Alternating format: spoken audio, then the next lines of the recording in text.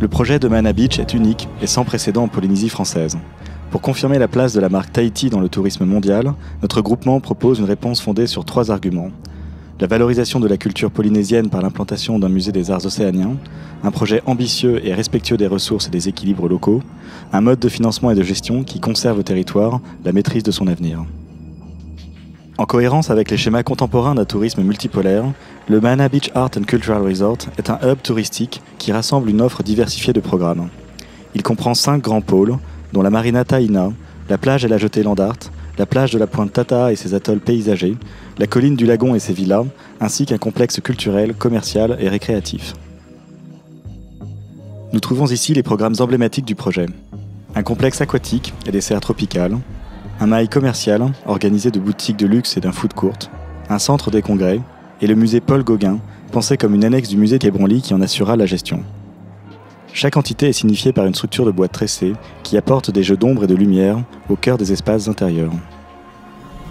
La colline voisine offre des vues magnifiques sur le lagon, la barrière de corail, la pointe Tata'a et l'île de Moorea. Nous y aménageons ici des villas de luxe, étagées dans la pente avec des piscines à débordement donnant sur un panorama de rêve. Au pied de la pointe Tata'a, nous créons des espaces de calme et de sérénité où la nature est reine. On y trouve une source naturelle, des jardins tropicaux et des villages organisés en atoll autour de lagons artificiels. La terrasse des pavillons de grand luxe descendent doucement vers les eaux turquoises, profitant de leurs piscines flottantes. La plage et la jetée Landart proposent une ambiance plus urbaine par des architectures emblématiques contemporaines. La jetée est bordée par une galerie animée de boutiques, cafés et restaurants qui accueillent les visiteurs jusqu'en soirée. Le centre artisanal en est le point focal, véritable vitrine de tous les talents polynésiens. L'extension de la marina Taina définit une nouvelle façade maritime pour l'accueil des yachts et des croisiéristes. Le Pacific Sea Club de Tahiti prend ainsi place au pied des condominiums.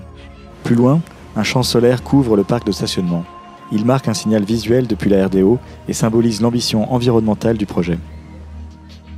Ces différentes polarités sont reliées par un grand mail polynésien.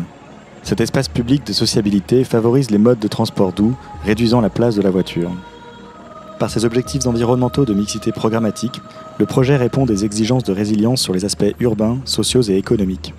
Son rayonnement à l'échelle locale, régionale et internationale appuiera la place de Tahiti comme capitale culturelle et touristique de la Polynésie. C'est un investissement de 60 milliards, générant un chiffre d'affaires de 18 milliards par an et créant plus de 1000 emplois la première année.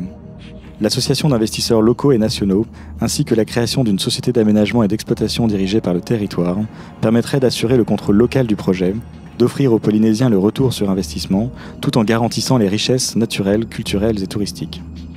Le projet de Mana Beach représente donc un enjeu considérable.